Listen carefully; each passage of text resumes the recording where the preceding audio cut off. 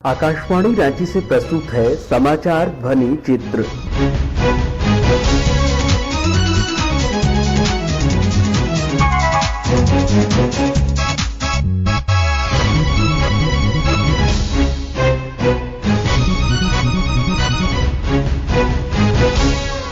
इस अंक में झारखंड मंत्रिमंडल की बैठक, स्वच्छ भारत मिशन और आजादी का अमृत महोत्सव। झारखंड समेत पूरे देश में कोरोना वायरस के नए स्वरूप ओमिक्रॉन को देखते हुए आपसे अपील है कि सतर्क रहें और पूर्ण टीकाकरण कराएं। साथ ही 15 से 18 वर्ष के किशोरों और अन्य लोगों के टीकाकरण में भी मदद करें। सुरक्षित रहने के लिए कृपया 3 सरल उपायों का पालन अवश्य करें। कोविड-19 से बचाव और सुरक्षित रहने के 3 उपाय। मास्क लगाएं, 2 गज दूरी है जरूरी, सुरक्षित दूरी रखें, हाथ और मुंह साफ रखें। झारखंड मंत्रिमंडल की गुरुवार को हुई बैठक में जनहित से जुड़े 63 प्रस्तावों को मंजूरी प्रदान की गई।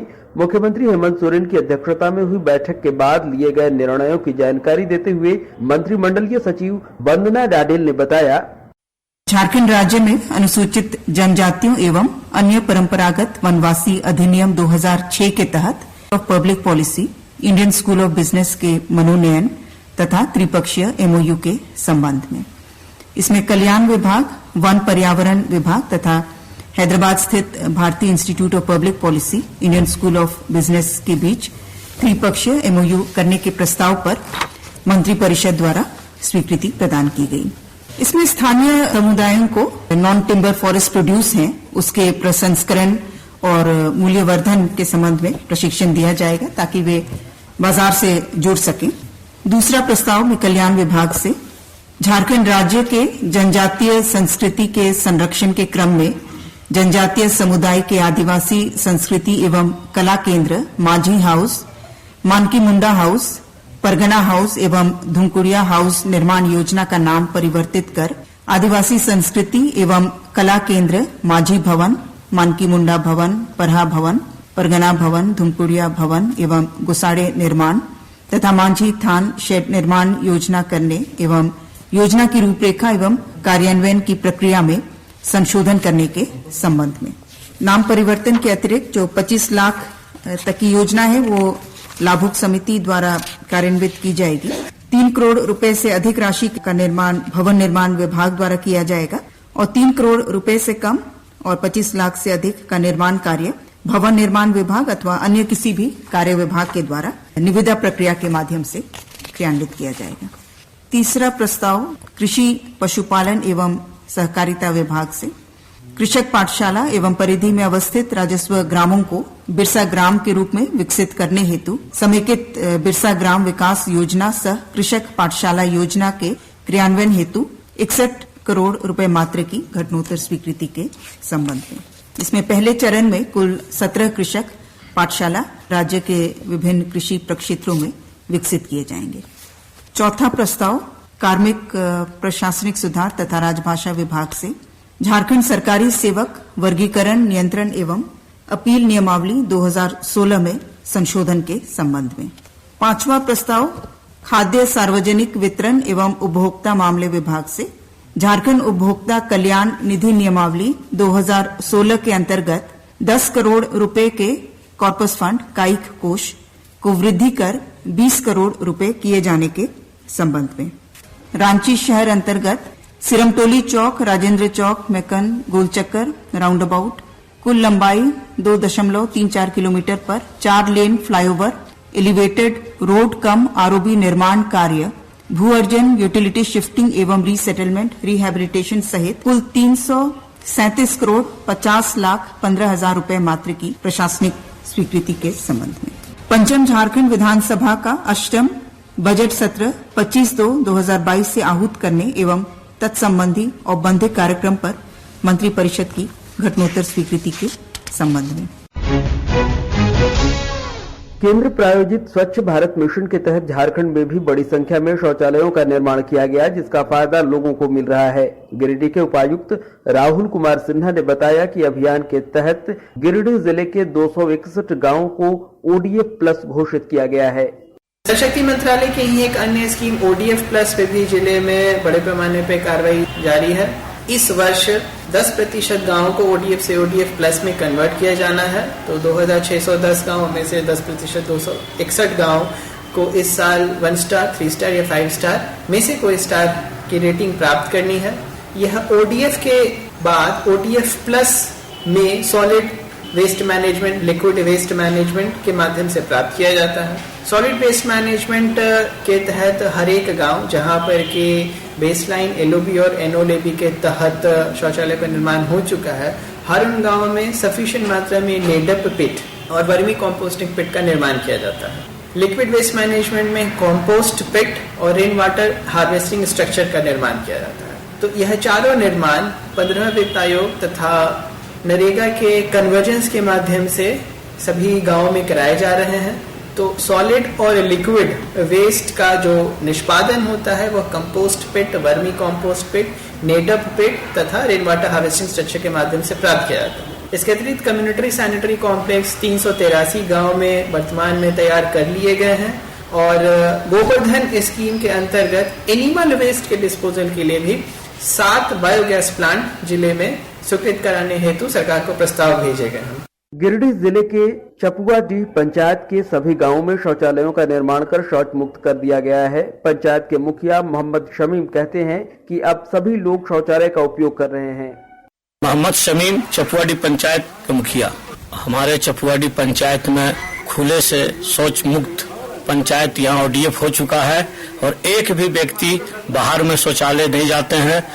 इसमें यहाँ का पब्लिक को काफी फायदा हुआ है और काफी बीमारी से बचा हुआ है और बहुत जो लोग डॉक्टर के पास जाते थे, परेशान रहते थे, उसका काफी बचत हुआ है और खुले में शौच तो एकदम बंद है। ODF पूरे पंचायत हो चुके हैं। गिरिडीह जिले के बेंगाबाद प्रखंड का हरेला गांव भी ODF हो गया है। गांव की महिलाएं और अन्य लाभुक कहते हैं कि प्रधानमंत्री नरेंद्र मोदी ने शौचालयों का निर्माण कर महिलाओं की इज्जत की रक्षा की है। किरण सिंह, घर 3 घरवा। स्वच्छ भारत मिशन के तहत हमारे गांव में शौचालय का निर्माण हुआ। जो हम औरतें या तो बूढ़े बुजुर्ग जो भी थे वो लोग सब शौचालय में ही जाते हैं और अगर नहीं था पहले तो बाहर में जाना होता था और शाम का इंतजार करना पड़ता था। इस शौचालय बन जाने के कारण हम लोगों को शर्मिंदगी महसूस नहीं होती है और अभी शौचालय हो गया तो बहुत खुश हैं हम लोग। घर पर ही शौचालय में यूज करते हैं। पहले खुले में शौच करना पड़ता था, बाहर जाना पड़ता था, खेत बाजार में शाम का होने की इंतजार करना पड़ता था। माँ बेटी को बहुत दिक्कत होता था और बीमारी का भी डर रहता था। अब सरकार हम लोग को शौचालय दिया, हम लोग सब शौचालय में यूज करते हैं। हमारा पूरा गांव में कोई भी बाहर का शौच नहीं करता, सब शौचालय में आराम से शौच करता है। मेरा नाम मोहम्मद अल्ताफ शेख है। पहले हमारे घर में शौचालय नहीं था तो हम लोग बाहर में रहते थे, बहुत शर्मिंदा होता था। हम लोगों को शाम तक होने का इंतजार करते थे हम माओ बहनों के लिए। अब शौचालय हो गया घर में, इसलिए शौचालय का उपयोग अब यहाँ पर करते हैं। आजादी के 75 वर्ष पूरे होने के अवसर पर लोगों के बीच बलिदान और देशभक्ति की भावना का स्मरण सुनिश्चित करने के लिए पूरे देश में कार्यक्रमों का आयोजन किया जा रहा है। इसके तहत आकाशवाणी द्वारा एक विशेष कार्यक्रम आजादी का सफर आकाशवाणी के साथ का प्रसारण किया जा रहा है। आइए सुनते हैं समाचार सेवा प्रभाग की विशेष प्रस्तुति। आजादी का अमृत महोत्सव।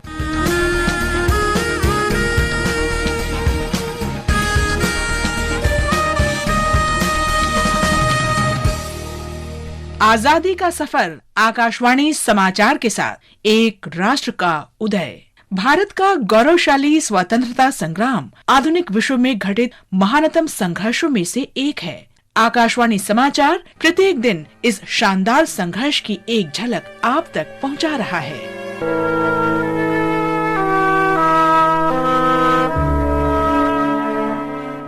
12 फरवरी 1922 में गांधी जी ने असहयोग आंदोलन वापस ले लिया था।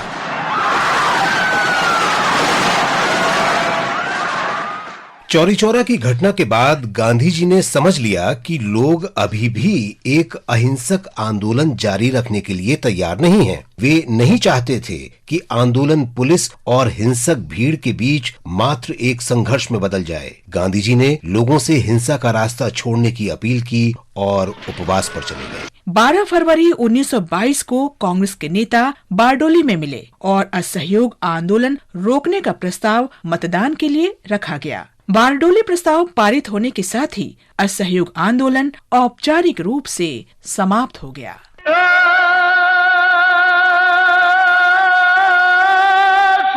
जाग जो हो कायर भाग जो जिकटन को वाजो लड़वैया सूरा जाग जो।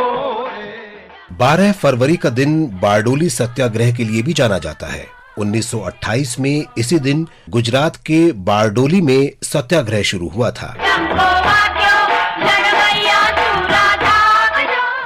वर्ष 1925 में गुजरात के सूरत जिले के बारडोली तालुका में अकाल पड़ा और किसान बुरी तरह इसकी चपेट में आ गए। किसानों की स्थिति और शोषण को नजरअंदाज करते हुए बॉम्बे प्रेसिडेंसी में ब्रिटिश सरकार ने कर की दरें 30% बढ़ा दी। कर की दरों में इस अन्यायपूर्ण बढ़ोतरी की समीक्षा करने की किसानों की अपील के बावजूद सरकार ने कर वसूली जारी रखने का फैसला किया।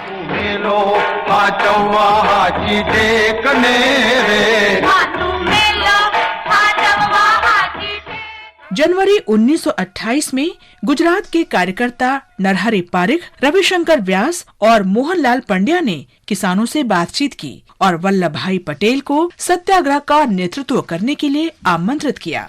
किसानों की सभा को संबोधित करते हुए वल्लभ भाई पटेल ने कहा था, मैं अब भी आपसे कहता हूँ कि आंदोलन शुरू करने से पहले दोबारा सोचें। मुझे और मेरे सहयोगियों को भूल जाएं। यदि आप सोचते हैं कि आप शोषण और अन्याय का प्रतिरोध करेंगे तो संघर्ष करें, आंदोलन को हल्के में ना लें। यदि आप विफल हो गए तो फिर कई वर्षों तक दोबारा उठ नहीं पाएंगे, लेकिन यदि आप सफल रहे तो स्वराज की नींव रखने में आपका बड़ा योगदान होगा। अंततः 12 फरवरी को बारडोली में किसानों की बैठक में संशोधित कर का भुगतान न करने का निर्णय लिया गया और कर नहीं देने का अभियान शुरू किया गया।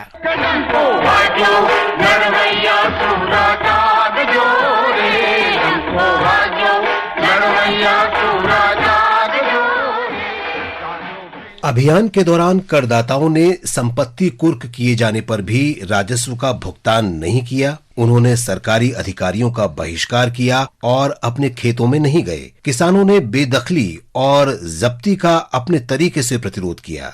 आंदोलन के स्वयंसेवकों में सभी जाति और वर्ग के लोग शामिल थे। वे भूमिहीन श्रमिकों के हित के लिए भी काम करते थे। बड़ी संख्या में महिलाओं ने भी आंदोलन में सक्रिय रूप से भाग लिया। हालांकि ये स्थानीय आंदोलन था, लेकिन इस पर पूरे देश का ध्यान गया और इसे राष्ट्रव्यापी समर्थन मिला। आखिरकार कर में बढ़ोतरी को 30% से घटाकर 6% कर दिया गया और किसान अपनी जब्त की गई जमीनों पर वापस लौट आए। देश भर के लोगों ने वल्लभ भाई पटेल के सशक्त नेतृत्व को माना। बारडोली की महिलाओं ने ही वल्लभ भाई पटेल को सरदार की उपाधि दी थी।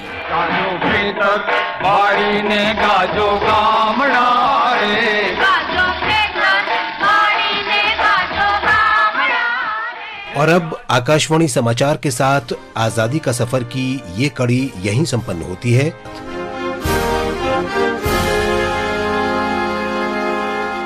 इसके साथ ही आकाशवाणी रांची से समाचार ध्वनि चित्र का आज का संस्करण समाप्त हुआ।